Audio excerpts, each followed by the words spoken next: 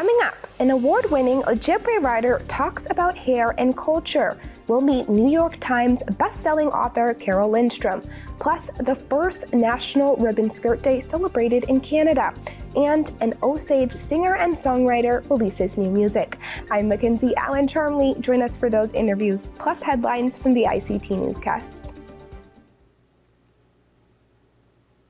This program is made possible by the Corporation for Public Broadcasting, a private corporation funded by the American people. Arizona is home to 22 tribal nations and more than 340,000 Native Americans.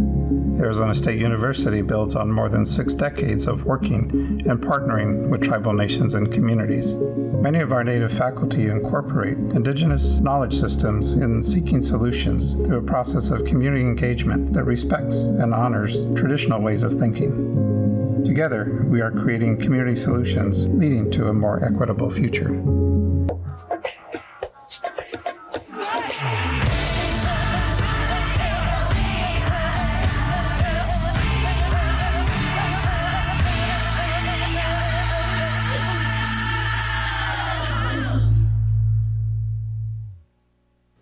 Chinangale, we're so happy you could join us.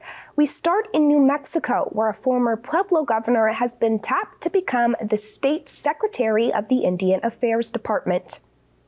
Governor Michelle Lujan Grisham announced the appointment of Pueblo de San Ildefonso citizen James Mountain. The new secretary is a former governor of his Pueblo, serving 2 different terms from 2006 to 2007 and 2015 to 2017. And Mountain also served on the Pueblo Supreme Court. During his tenure as governor, he led the Pueblo in completing the decades-old water settlement. Governor Lujan Grisham says Mountain expertise in state and tribal relations will be a valuable asset in supporting Indigenous New Mexicans. Secretary Mountain says he is committed to upholding the traditional Native values while working together to improve the quality of life for everyone. In Montana, the American Indian Caucus is hitting the ground running. The state's legislature has the highest Indigenous representation of any other state in the country. In fact, the percentage of Indigenous legislators in the state house is 7.3%. That exceeds the Native population, which is 6.6%. There are 11 total legislators in the Montana American Indian Caucus, 4 in the state Senate and 7 in the state house. Salish and Kootenai citizen and State Senator Shane Morigo says he was alarmed about talks to dismantle Indigenous territories in the state. In response, Senator Morigo introduced a bill to enhance the legislative understanding of state tribal relations. The bill has received its first reading in committee and is working its way through the legislative process. And in Nebraska, the traditions of Indigenous communities are being shared through a museum exhibit. The new interactive exhibit at the Omaha Children's Museum is called A Generation of Hope, Indigenous Peoples of the Heartland. A spokesperson for the museum said exposing children to different cultures early on helps them become more tolerant and understanding. And museum staff worked with Indigenous communities in the Heartland to create much of the show. From the boarding school system to the no DAPL protests at Standing Rock, the exhibit highlights many contemporary Native issues. A model of what a boarding school looks like and inside its walls shares the story of kids being forced to assimilate into non-Native culture. The exhibit is now open and runs until September 3rd. An Indigenous senator is calling it quits over a referendum in Australia's parliament.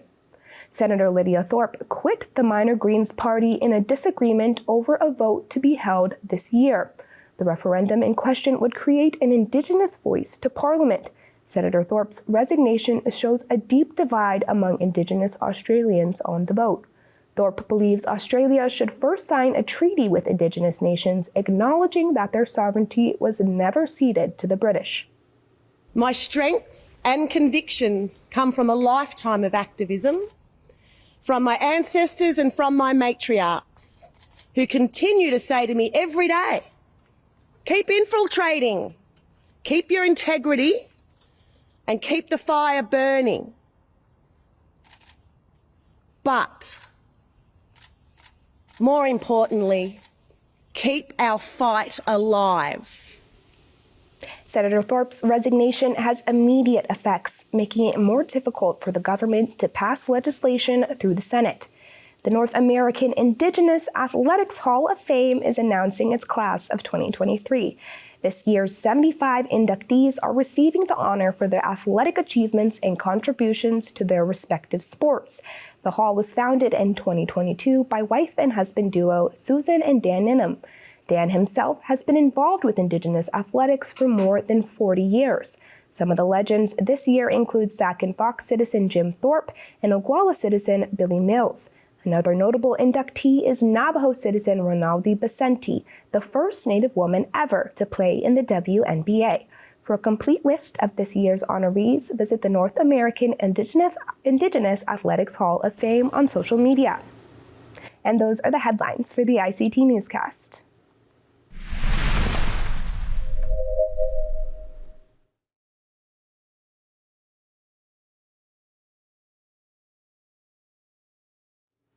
A Caldecott Medal winner has a new book for children. Carole Lindstrom writes about important issues facing Indigenous people from a child's perspective.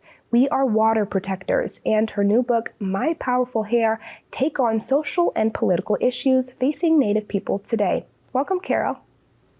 Thank you. Thank you for having me. It's a pleasure to be here.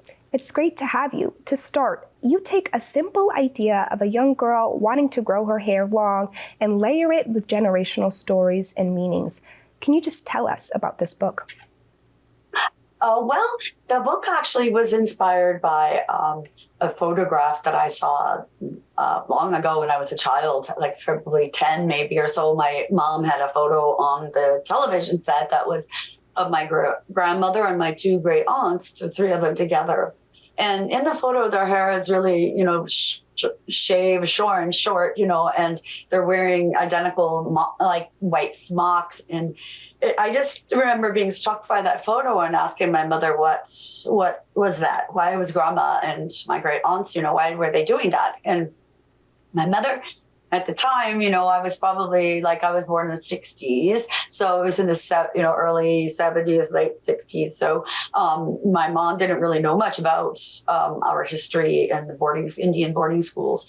But that's where the photo was from when my grandmother was in my great aunts were in Indian boarding school and taken away from the family. And their hair was cut short. And my mother always said that grandma had really long, beautiful, dark hair. And, they were told they had lice, which I'm sure wasn't the truth now that I'm older and I understand more about the boarding school era and stuff. So that really, struck me, and that a lot of folks don't know about the Indian boarding schools and just the repercussions and the intergenerational trauma that many of us still deal with today. So I thought that I felt like it needed a book. So I felt that and I like to write for young people. I like to make stories accessible to young people because I really, with We Are Water Protectors, I really saw how young people get it. They understand so much more than adults do about such,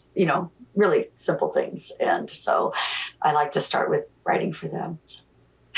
The illustrations for your books are really great. Could you tell us how you came up with the designs and the illustrators? Well, okay, so yes, the illustrator, Steph Littlebird, is so amazing. She's just so talented. So that is something that I and the author typically does not have control of, which, and rightly so, because it's often in the business of publishing when there's a picture book, the author illustrator don't talk. It's just not done because of that reason. The publisher doesn't want the author to influence the illustrator's designs and their interpretation of the words on the manuscript. And I believe that 100%, that it's not my job to do.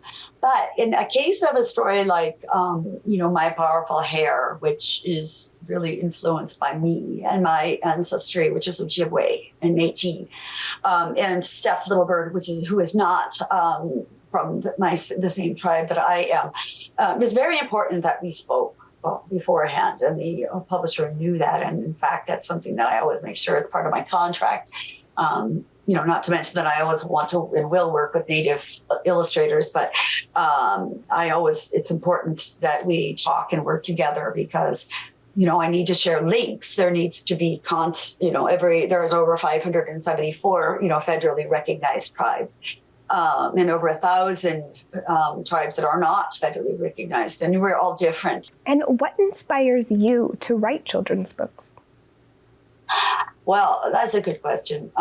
Really, I think it's because of the lack of representation I saw of myself when I was a child in books. Again, I know I show my age, but growing up when I did, we didn't have all these different genres of children's books, picture books, middle grade, young adults, and so forth. It was just, you had this juvenile fiction and then you went straight to adult. So for me, I never saw myself in books, and if I did see myself in books, it was usually in a negative way. Little House on the Prairie always comes to mind because I loved that series because my home life wasn't always the best. So it was books really were my escape, and I love books and libraries so much because of that. But Little House on the Prairie, I saw this family unit that everybody got along and everybody was kind and caring. But then when they spoke of my ancestors and me and my people and as wild Indian and a savage, I just couldn't understand why. I thought, well, that's not who my mother is, and that's not who my aunts and uncles or my grandma, or I don't know who those people are they're speaking of. So I really was torn as a child about books, and I never saw myself. And also, children who are not Indigenous and Native, they don't see us. It's important for books, of course, to be windows and mirrors so we can see ourselves. But so other children who aren't around, say, a Native population or what have you, can see us as well and know that we're still part of the world and, making contributions every day. I think that's the thing that I found so much, in my many years on this planet is people think that we're not here, we're gone, from the whole, the continent, and we're still here, we're all around you. And so that's another reason why I like to write for young people. I want them to see themselves and know that they're so important, that, one person can make such a big difference in the world. It doesn't matter, where you are, who you come from, where you come from. It's just a matter of, like when I wrote my first Water Protectors, it was just a book about a young girl who wanted to do something. She felt helpless and she didn't know what to do. She couldn't do much, but she did do something. She brought her community together. And I think that young people, they want to feel empowered. And I think these kind of books can do that for them. So, you mentioned the importance of Indigenous representation. What advice do you have for aspiring writers? Oh, please keep writing. Your stories are so important. They're so needed. We cannot have enough. Please, please, please. There are so many stories out there in the world that have been written since whenever we've had libraries, right? How many books have we had about tooth fairies or rabbits and bunnies and whatever, right? There's room for your stories. There's room. There's room. We need your stories. Nothing, your one voice, your one story matters. Please write. Please don't stop. And don't let anybody ever tell you that you can't, because that has been told to me all throughout my life. You can't do it. You won't do it. Pie in the sky kind of stuff. Well, guess what? Pie in the sky does happen. You just have to believe in yourself. Sometimes even when you feel that no one believes in you, okay? You believe in yourself and know that I always believe in you. Always believe in yourself. Well, Carole, thank you so much for joining us today. Thank you for having me. Pleasure to be here at Miigwech. Last month was Canada's very first National Ribbon Skirt Day. The holiday celebrates a style of contemporary skirt traditionally worn by Indigenous women. And to get ready for next year, one Mi'kmaq community is making sure there are enough dresses for everyone. APTN's Angel Moore has this story. Sewing workshop at the Songwriter First Nation Community Center began with an idea to make regalia for children. Jill Paul's 5 children love powwows and saw the need. Most children are turned away from powwows because they don't have regalia to dance. So when we created the Facebook group called Songwriter Regalia Creations, we had over 150 people join immediately. After Paul secured funding and donations, the sewing room opened last November. No experience necessary to learn the basics of sewing. Stephanie Doucette helped with the funding. As a first-time sewer myself, I'm excited to rock my skirt once we get these finished, and I'm going to be sporting it proudly. Instructors volunteer their sewing experience. Deanne Sack, band counselor, says sewing is healing. She learned how to make ribbon skirts from YouTube. I have no friggin' clue, but I figured out how to make pockets. I figured out applique. I figured out a hem and to sew in elastics as part of my healing journey. Brooks Willis, first-time band counselor, says the workshops are more than sewing. They are reviving culture that was lost in residential schools. Not always has our community had access to culture, especially being just 5 minutes away from the only residential school in Atlantic Canada. So our community was kind of ground zero, at least in this side of Turtle Island, to have such a heavy impact in that loss and the intergenerational impacts of it. The youngest of the group is 14-year-old Nakira Howe. She came with her mom to make her own ribbon skirt, her own way. You get to have fun with people, you get to make stuff, and you just get to have fun and do whatever you want to make. Mary Lucy Bernard, a Mi'kmaq speaker and educator, says the workshops are more than sewing. And you get to be around people that you're not normally around. Like I work at the school and I don't see, the only people I see are the ones at the school. So this gives me a chance to be around someone else that's, plus I live alone. As the workshops continue, Bernard hopes to eventually include the Mi'kmaq language. I think I could come in and introduce the language and say, what the words are, different words that we use for sewing and the thread and the scissors and in Mi'kmaq, and help along, let them catch on with the words. The workshops are a success. Paul and Doucette hope to keep the program going with community support. So people have been truly willing to help out, dive in, pitch in, support, donate, and so it's just growing. And that's where I'm really excited. It's just to keep, and so we'll just keep writing proposals and finding more funding if we can. Paul says the sewing room is a safe place for people to come together. It's pretty cool watching everyone come in here because they're all kind of in a shell at first. But then once they start warming up to you can see their confidence boosts. And then when they're all complete their skirt, they're just beaming. It's pretty cool to watch, yeah. Once ribbon skirts are mastered, sewing regalia will be next, in time for powwow season. Angel Moore, APTN, National News, Songwriter First Nation. Osage Nation citizen Liam Tremblay, who goes by the stage name Paxton, just released his new single, Moonlight. The song showcases his music education and mentorship with Grammy-winning songwriter Keith Sykes. He joins us virtually today to give us a Grammy U update and tell us more about his new music. Welcome to the show, Paxton. Hi, thank you for having me. Let's jump right into it. How did you get started with music? Music's pretty much been my entire life since I can remember. I grew up listening to anything from Sheryl Crow to the Beatles. And both of my parents were just extremely involved in music and put us in bands. My brother played clarinet. I looked up to him my entire high school education. And yeah, I got into playing saxophone and I kind of climbed the ranks, played every band class you could think of. from, marching band to concert band to jazz band. And I just kind of fell in love with everything.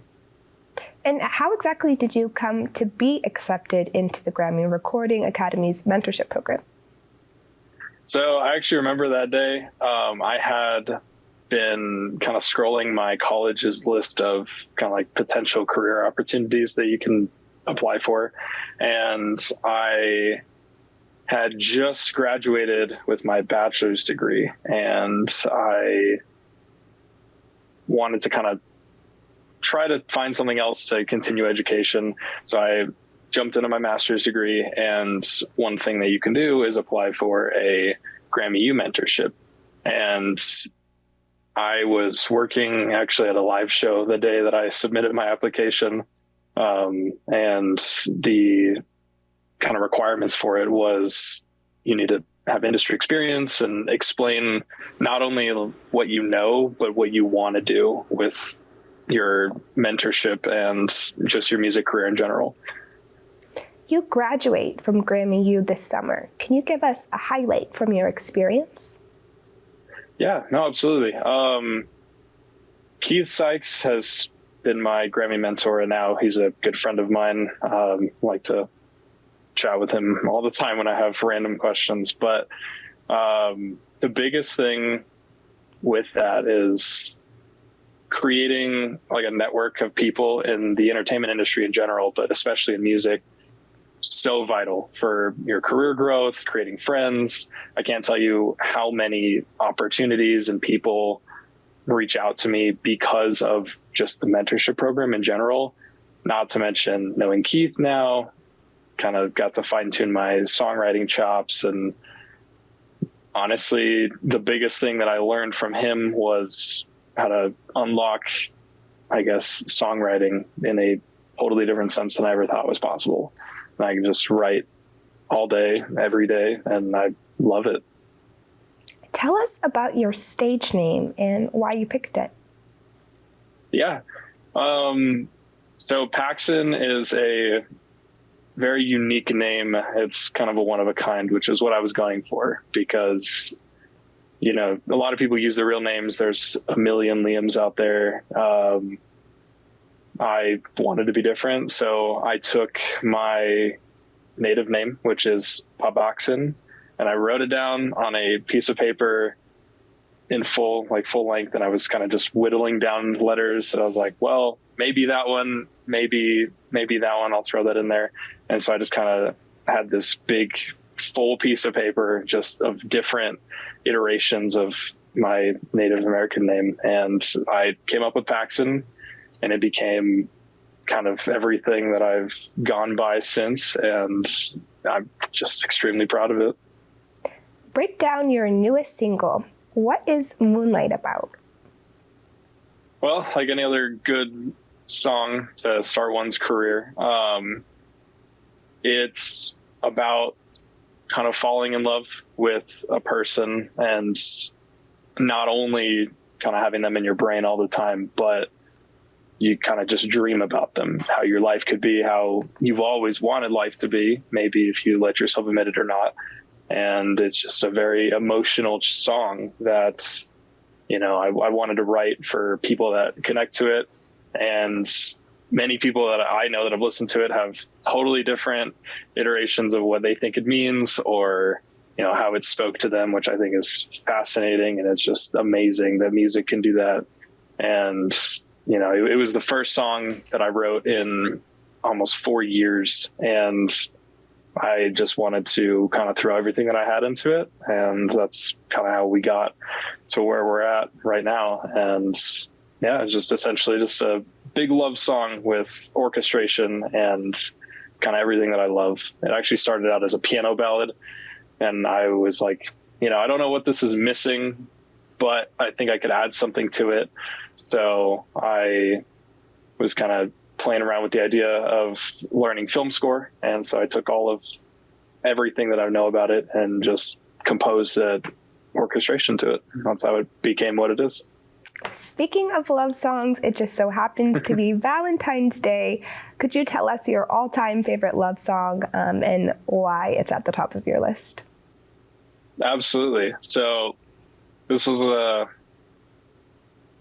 wow, that's like kind of a hard question to think of just because it's kind of my my forte is writing love songs at the moment. I think the biggest one that speaks to me is the song Like That by JP Sachs. And he's from Toronto. He's a fantastic songwriter, you know, all sorts of work he's done in the music industry. But that song in particular is essentially, you know, you find somebody that nobody's ever loved you like that. And I remember I was driving down the interstate with my girlfriend, and I played the song for her, and you know, you just get one of those moments of just sharing passion of music, and it just, that song will stick with me forever, ever since I heard it. Well, Paxton, thank you so much for joining us today. Thank you for having me. And that's a slice of our Indigenous world. For all the latest, visit ictnews.org. From all of us in the newsroom, stay safe, my relatives.